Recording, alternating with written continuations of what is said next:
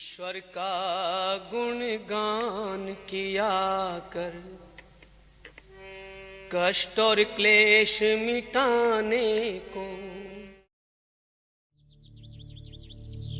नमस्ते जी, स्वागत है। फिर हमारे बीच में आए हुए हैं आज आर वीर दल मुंबई के कुछ अधिकारीगण। तो आप देख रहे हैं सत्यार संदेश, जिसका पूर्ण नाम था पंडित जी आर्य समाज मुंबई के चैनल पर। तो इस समय हम एक लाइव चर्चा करने वाले हैं और वो प्रश्न ऐसे हैं, क्योंकि मैं हर चैनल पर अपनी बात करता हूं, हर वीडियो पर, कि वो प्रश्न मैं लिख करके लाता हूं ताकि वो प्रश्न में कुछ भूल ना जाऊं और उन प्रश्नों के जवाब देने से हमारे जो विद्वान हैं, हमारे जो कार्यकर्ता, वो चूक ना जाए। इसलिए कुछ तीखे, कुछ मीठे, कुछ सच्चे सवाल इस राष्ट्र के लिए और आर्य समाज के लिए, हमारी भावी पीढ़ी के लिए। तो हमारे बीच में जो उपस्थित हैं, आप हैं नरेंद्र शास्त्री जी, जो कि आप हमारे आर्य वीर दल मुंबई के संचालक हैं, और आप हैं हमारे सम्माननीय आचार्य धर्मधर जी, आप आर्य वीर दल मुंबई के आप हैं महामंत्री। तो हमारे बीच में आज दो बड़ी मूर्तियां उपस्थित हैं, उनका समय हमने लिया है। तो कुछ आर्य वीर दल से संबंधित प्रश्न आपसे हम करने वाले हैं आचार्य जी, क्योंकि आप बहुत काम कर रहे हैं, मैं देख रहा हूं मुंबई और मुंबई के बाहर भी आपकी सेवा रहती है। तो कुछ प्रश्न जो है वो आपसे आर्य समाज है, आर्य कार्यकर्ता, आर्य विद्वान, क्योंकि आपकी संस्था है वो आर्य समाज को टच करती है, आर्य वीर दल की। तो वो लोग कुछ प्रश्न आपसे पूछना चाहते हैं, वो प्रश्न मैं लिख करके लाया हूं और उनके जवाब माफी चाहूंगा, कुछ ठीक है और कुछ कड़वे भी हो सकते हैं और होंगे जरूर सच्चे, और वो आपको आगे काम करने में सहायक सिद्ध होंगे। तो पहला प्रश्न तो मेरा है आचार्य जी आपसे, आचार्य नरेंद्र जी आपसे मेरा पहला प्रश्न है कि आखिर आर्य वीर दल है क्या और इसकी क्या उपयोगिता है हमारे समाज में, क्या आवश्यकता है आर्य वीर दल की हमारे आर्य समाज में, क्या जरूरत है हमारे समाज में, हमारे भारतवर्ष में। अरे संस्था काम कर रही है, गवर्नमेंट काम कर रही है, बहुत सारे लोग काम कर रहे हैं, तो आर्य वीर दल की आपको क्या आवश्यकता पड़ गई कि आपको आर्य वीर दल का निर्माण करना पड़ा, और उसके साथ साथ ये आपने संस्था कब बनाई, क्यों बनाई और उसकी क्या आवश्यकता है आर्य वीर दल की। अच्छा जी, वो आप मुझे स्पष्ट शब्दों में, छोटे शब्दों में इसका उत्तर दीजिए। जी कैलाश जी, बहुत बहुत धन्यवाद। आपने जो कुछ प्रश्न पूछे हैं, आर्य वीर दल क्या है। आर्य वीर दल का मैं एक छोटा सा परिचय आर्य वीर दल का अर्थ के रूप में बताता हूँ। आर्य कहते हैं श्रेष्ठ व्यक्ति के लिए, और वीर माने बहादुर, और दल का अर्थ होता है समूह। आर्य वीर दल ये है कि अच्छे श्रेष्ठ लोगों का एक समूह है, एक संगठन है, उसका नाम है आर्य वीर दल। और आपने पूछा कि आर्य वीर दल की आवश्यकता क्यों पड़ी, आवश्यकता क्या पड़ी, और ये आर्य वीर दल कब बना। आर्य वीर दल की स्थापना हुई थी सन 1926 में। सन 1926 में आर्य वीर दल की स्थापना शुरू हुई थी। उस समय हमारे एक सन्यासी थे जिनका नाम था स्वामी श्रद्धानंद। स्वामी श्रद्धानंद जी की किसी ने हत्या कर दी। तो उसके बाद जो आर्य समाज हमारा बड़ा संगठन है, उन्होंने चिंतन किया कि इस तरह से हमारे आर्य नेताओं की निरंतर हत्या हो रही है। तो उस समय एक मीटिंग हुई 1926 में, और एक निर्णय लिया गया कि एक हमारे युवाओं का एक दल होना चाहिए, जिससे जो है हमारे आर्य समाज की रक्षा हो सके। तो एक रक्षा समिति, आर्य रक्षा समिति के नाम से गठन किया गया सन 1926 में। फिर इस पर धीरे धीरे चर्चा होती गई और डिफाइन हुआ। सन 1929 में आर्य वीर दल के नाम से इसकी पूर्णतः स्थापना हो चुकी थी। तो आर्य वीर दल की स्थापना का मूल उद्देश्य यही था कि जो हमारे आर्य नेता थे, किसी न किसी प्रकार से उनको हानि पहुंचाई जा रही थी, जो कार्य कर रहे थे उनको कार्य करने से रोका जा रहा था और उनकी हत्या तक की जा रही थी। और जिस दिन से ये आर्य वीर दल का जो संगठन बना था, युवा संगठन, और उन युवा संगठनों को जो है हमने उनको ट्रेनिंग दिया, और ट्रेनिंग देने के बाद जो भी आर्य समाज के कार्य होते थे उनमें, चाहे कितने भी बड़े बड़े कार्य हो, उनमें आर्य वीर दल जो है आगे आकर के उस कार्य को संभालता था, और संभालते हुए उन सारे कार्यों को निर्विघ्न रूप से पूरा करता था। तो ये आर्य वीर दल की शुरुआत थी, जहां से आर्य वीर दल की जरूरत पड़ी। आवश्यकता इसीलिए पड़ी क्योंकि कार्य आगे बढ़ाना था और जो है हमारे आर्य नेताओं की सुरक्षा की दृष्टि से हमें सब चीजों को देखना था। तो इस प्रकार जो है आर्यवीर दल आर्य समाज का एक जो है अंग है और आर्य समाज का भविष्य है, आर्य समाज का भविष्य है आर्यवीर दल, और इस तरह से इसकी स्थापना पूर्ण हुई थी। मुझे बहुत अच्छी जानकारी व्यक्तिगत रूप से मिली आचार्य जी आपसे। आपने बोला कि 1926 में इसको स्टार्ट किया गया था, पर जो इसका प्रारंभिक जो नाम था वो आपने बताया आर्य रक्षा समिति। आर्य रक्षा समिति, तो एक यूनिक जानकारी। आर्यवीर दल के भी बहुत से लोग होंगे उनको भी शायद ये बात भी पता होगी कि आखिर आर्यवीर दल का प्रारंभिक नाम क्या था।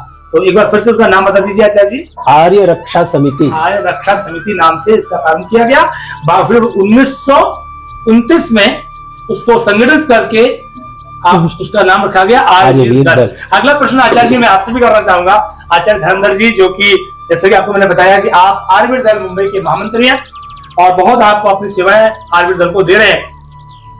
तो आचार्य जी मेरा आपसे प्रश्न है कि आर्यवीर दल का उद्देश्य क्या है?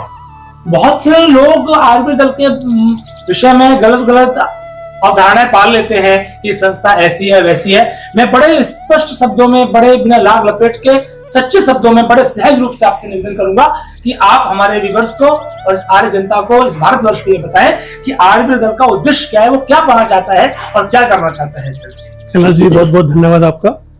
आर्यवीर दल के 3 मुख्य उद्देश्य है, जैसा कि अर्थ तो उन्होंने बताया आर्यवीर दल का श्रेष्ठ आर्य बहादुर लोगों का संगठन। लेकिन इसी तरह से आर्यवीर दल एक ऐसी संस्था है जिसका उद्देश्य है शक्ति का संचय करना। सबसे पहले हमारा जो शारीरिक शक्ति है उसका संचय करना और संस्कृति की रक्षा करना। अपनी वैदिक संस्कृति जिसका ह्रास हो रहा है दिन प्रतिदिन, इसके ऊपर लोगों का आक्रमण हो रहा है, तो उससे इसकी रक्षा की जाए। तो वैदिक संस्कृति की रक्षा, शक्ति का संचय और सेवा का कार्य। सेवा का कार्य जो है वो एक आर्यवीर जो होता है वो कहीं भी ऐसा बाढ़ होती है, कोई भी ऐसा बड़ा दुष्काल होता है तो वहां पर आर्यवीर दल पहुंचता है और वो अपना सेवा कार्य करता है। तो इस तरह से 3 इस दल के मुख्य उद्देश्य हैं, वो आपके सेवा में मैंने प्रस्तुत किए। तो ये अपने जीवन में हर जो अपना आर्यवीर है, हर जो युवक है, उसके मन के अंदर ये 3 भाव भरे जाते हैं ताकि अपने जीवन के अंदर वो आगे बढ़े। अच्छा, कोई समय सीमा है कि आर्यवीर दल में हम अपने बच्चों को इतने वर्ष का हो तो भेज सकते हैं, ऐसा कुछ भी है? समय सीमा तो नहीं, हाँ ऐसा नहीं है, लेकिन जब समझदार हो। वैसे उससे पहले एक आर्य कुमार सभा हुआ करती थी, अभी भी कहीं चलती है। तो उसमें जो छोटे बच्चे होते थे उनको वो उसमें आर्य कुमार सभा में जाते थे। तो आर्य कुमार सभा, फिर उसके बाद में 12 वर्ष का जो बच्चा होता था फिर वो आर्यवीर दल में उसको प्रवेश देते थे। इस तरह से समय सीमा नहीं, लेकिन बड़ी उम्र के भी खास तो अंदर से उत्साह होना चाहिए। जी। उम्र जो है उतना वो नहीं करती है, मायने नहीं रखती है। जितना उत्साह हो, अगर बड़ी उम्र के भी और उत्साही हो तो वो आर्यवीर दल का एक सैनिक है, और अगर छोटी उम्र और उत्साह नहीं हो तो फिर वो आर्यवीर नहीं माना जाएगा। इस तरह से। अच्छा, ये आरएसएस और आर्यवीर दल के आपस में कुछ संबंध रखते हैं? आरएसएस और आर्यवीर दल में बेसिक अंतर ये है कि आरएसएस जो है वो एक सबको मतलब उसमें आर्य नहीं है, मतलब श्रेष्ठता नहीं है उसमें। जो मांस खाने वाले हैं वो भी हैं, दूसरे मतलब सभी तरह के उसमें है।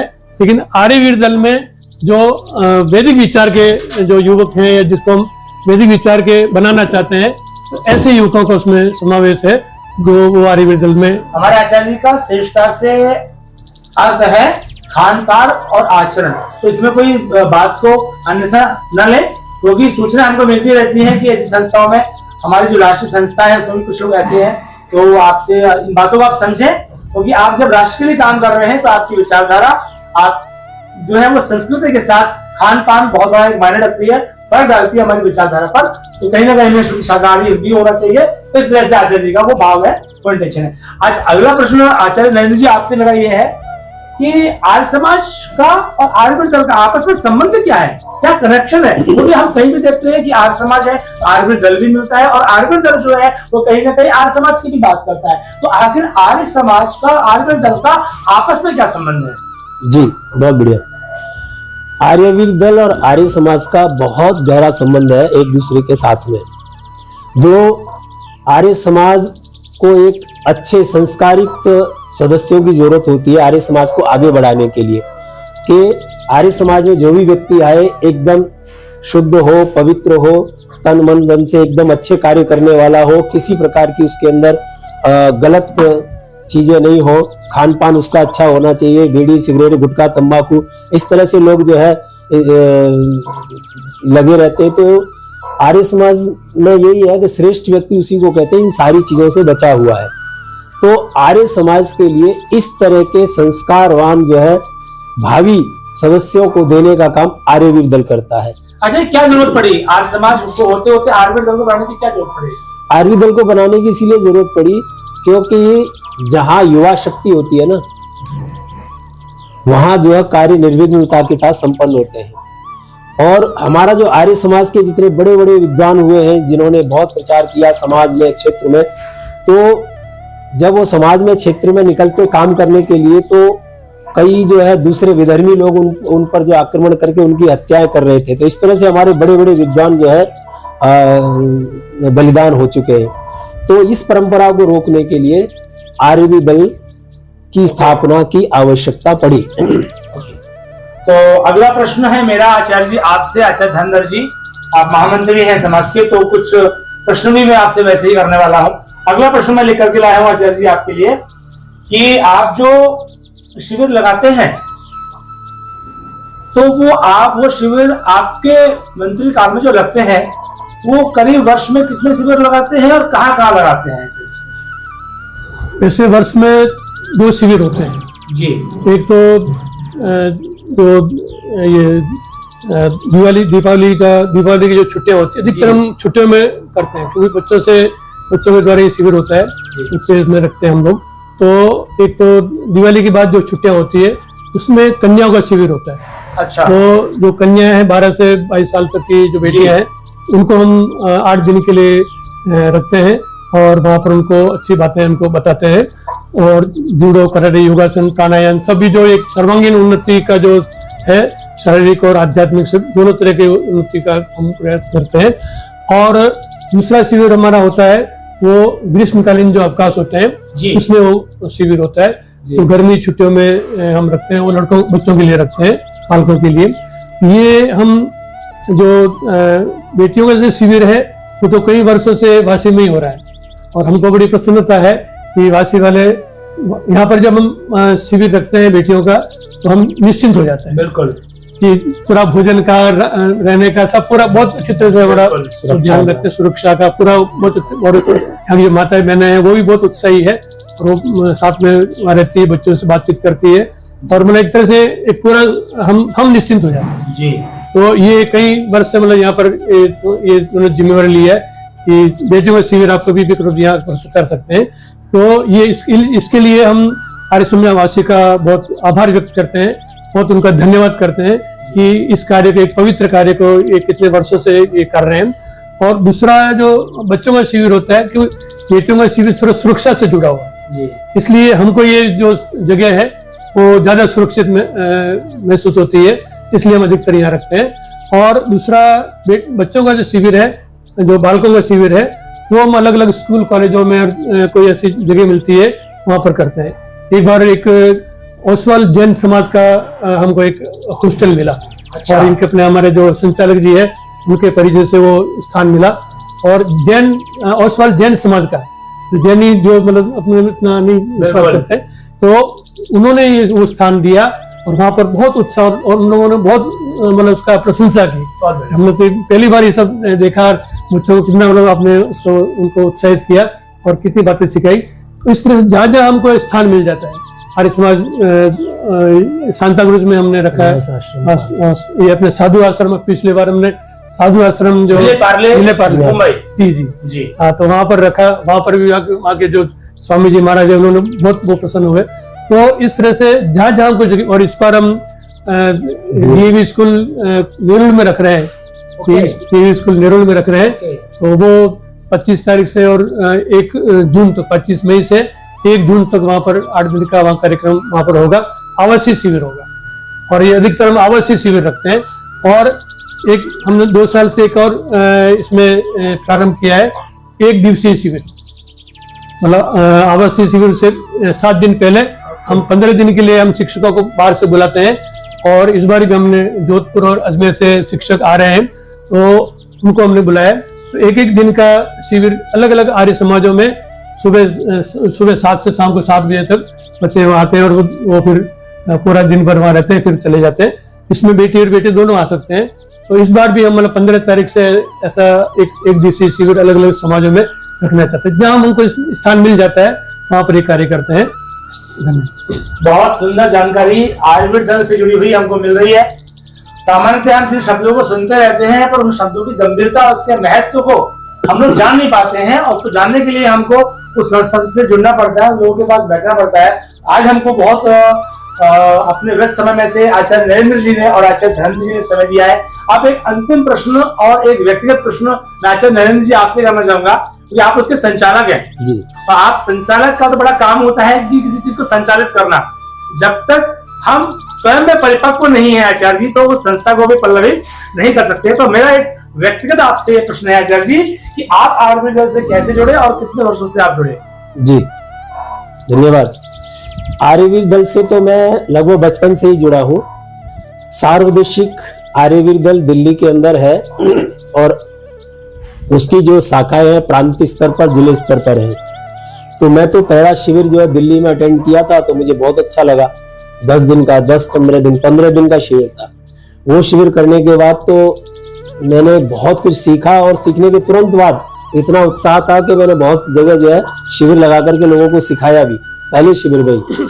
फिर यहाँ पर मुंबई में आना हुआ। मुंबई में आने के बाद जो है 2008 में मुझे ये आयुर्वेद दल की जिम्मेदारी दी, क्योंकि यहाँ जो आयुर्वेद दल प्रांत का संचालक नियुक्त किया गया। तो संचालक नियुक्त किया गया, तो संचालक की सब जिम्मेदारी होती है। तो 2008 से जो है मैं और हमारे आचार्य धर्मेंद्र जी दोनों मिलकर के, ये हमारे महामंत्री हैं, तो दोनों मिलकर के निरंतर जो है बच्चों को अच्छे संस्कार देने का कार्य कर रहे हैं। 2 शिविर लगाते हैं, रेसिडेंशियल शिविर होते हैं, और उसके माध्यम से हम जो है अच्छे संस्कार देते हैं। संस्कारों की भट्टी में तपा करके आर्य समाज के लिए एक अच्छा युवा तैयार करके देते हैं, क्योंकि आर्य समाज का जो भविष्य है वो आर्यवीर दल है, और कुछ नहीं। आर्यवीर दल ही है जो आर्य समाज का भविष्य है, आर्य समाज की सेना है। आगे चलकर आर्य समाज को संभालेंगे। तो अच्छे संस्कारवान नवयुवक तैयार करके हम आर्य समाज को आगे बढ़ा देते हैं, जिससे आर्य समाज का काम और गति से आगे बढ़ सके। बहुत धन्यवाद आचार्य नरेंद्र जी, आचार्य धर्मेंद्र जी। आर्य समाज और आयुर्वेद दल से जुड़ी हुई कुछ जानकारियां बहुत ही अल्प समय में और सूक्ष्म रूप से आपने हमारे बीच में रखी। और अंत में जाते जाते मैं आचार्य धर्मेंद्र जी से प्रार्थना करूंगा कि आप भी अपने कुछ आशीर्वचन इस हमारे आर्य समाजवासी के लिए भी, क्योंकि यहाँ पर 44वां स्थापना दिवस समारोह हमने यहाँ पर आज संपन्न किया है, और कुछ आपके मार्गदर्शन और आप हमको और प्रदान कर दीजिए। मैं आर्य समाज आयुर्वेद दल से कैसे जुड़ा उसका थोड़ा सा मैं सन 1963 से 66 से अजमेर में एक दयानंद बाल सदन है, तो वहाँ पर मेरा शिक्षण हुआ है, प्रारंभिक शिक्षण मेरा वहाँ हुआ है। और वहाँ पर डॉक्टर सूर्यदेव जी करके एक शर्मा थे, तो वो हमारे आचार्य जी हुआ करते थे। तो वो समय समय पर जहाँ भी सत्संग आदि में जाते थे तो वो मुझे साथ ले जाते, तो मेरा बीजारोपण वहां से हुआ। और उसके बाद 1966 की बात है। 66 से 74 तक मैं वहां पर अजमेर में दयानंद बाल सदन में अजमेर में शिक्षण मेरा हुआ। और सूर्यदेव जी, डॉक्टर सूर्यदेव जी शर्मा के आशीर्वाद से वो बीजांकुर जो है वो वहां से प्रस्फुटित हुआ। और उसके बाद में फिर उसके बीच में ही हमने फिर आर्य कुमार सभा की स्थापना किया वो अजमेर में ही। और आर्य कुमार सभा जो हम 4-5 लोग थे, वो मिल करके और करते और बच्चों को बुला करके वहाँ पर थोड़ा आर्य कुमार सभा के नाम से हमने चालू किया। वहाँ पर हमारा पुस्तकालय भी था, ऐसे बच्चों को बुलाते थे, सब करते थे। उसके बाद में फिर बीच में 74 तक मैं वहाँ रहा। उसके बाद में मैं टंकारा में मेरा अध्ययन हुआ। टंकारा आचार्य जी जो महर्षि दयानंद जी का जन्म स्थान है, जी जो गुजरात, जी। अरे वाह। हाँ, तो वहाँ पर मेरा उसके बाद में लगभग 77 से 81 तक मैं वहाँ 4 साल तक वहाँ पर मैं रहा और 81 में मैं आया। और यहाँ जब मुंबई में आर्य समाज घाटकोपर में मुझे यहाँ पर लाया गया और यहाँ जब आने के बाद में मई महीने में एक हरिद्वार में एक शिविर लगा था सार्वदेशिक आर्य दल की तरफ से। यहाँ से हम लोग 10 लोग यहाँ से हम गए। इसमें ओम प्रकाश जी भी थे जो पूर्व संचालक थे। और वहाँ हम 15 दिन का हम शिविर हमने वहाँ रखा। और वो शिविर वहाँ पर आर्य के शिक्षक बन करके हम फिर वहाँ से आए। उसके बाद फिर अपने और भी ओम प्रकाश जी के सानिध्य में कार्य करते रहे। गुलजार लाल जी और अम्बालाल जी पटेल और ये सब संचालक और मंत्री रहे, उनके साथ भी जुड़े रहे। और फिर उसके बाद में 2008 से तो इनके साथ जुड़े हैं, तब से अभी तक ये कार्य चल रहा है। तो ये बहुत अच्छा कार्य है और हम आपका धन्यवाद करते हैं कि आपने हमें हथियार आर्य के बारे में लोगों को जानकारी दी। धन्यवाद। ठीक है आचार्य जी, बहुत बहुत धन्यवाद। बहुत सुंदर परिचर्चा और जानकारी मुझको भी व्यक्तिगत रूप से प्राप्त होती रहती है। और मैं आपसे भी निवेदन करूंगा कि जब भी आपकी शाखाएं लगे और काम हो तो सत्कार संदेश को आप जब भी याद करेंगे ये चैनल आपके पास उपस्थित होगा। प्रचार प्रसार के इस कार्य में हम जो भी अपनी सेवाएं दे पाएंगे आचार्य जी, अपनी सेवाएं हम आपको देंगे। और इस जो एक बीड़ा आपने राष्ट्र के उत्थान के लिए स्वामी महर्षि स्वामी दयानंद जी के प्रचार प्रसार के लिए आपने जो उठाया है, उसके लिए मैं आपको हृदय से आपका स्वागत करता हूं, आप सभी का अभिनंदन करता हूं। दोबारा से मैं आचार्य नरेंद्र जी का, आप संचालक हैं, और हमारे आचार्य धर्मेंद्र जी जो आप महामंत्री हैं, पुनः आपका बहुत बहुत अभिनंदन, आपका बहुत बहुत स्वागत। धन्यवाद। संदेश के आपके चैनल के नाम से के माध्यम से आपका अभिनंदन, बहुत बहुत धन्यवाद। आदरणीय कैलाश जी का भी बहुत बहुत धन्यवाद। और इनका सहयोग इनका सहयोग मिलता रहता है, इनका और बच्चों को भेजते रहते हैं अपने जो कार्यक्रम होते हैं, शिविर होते हैं, उसमें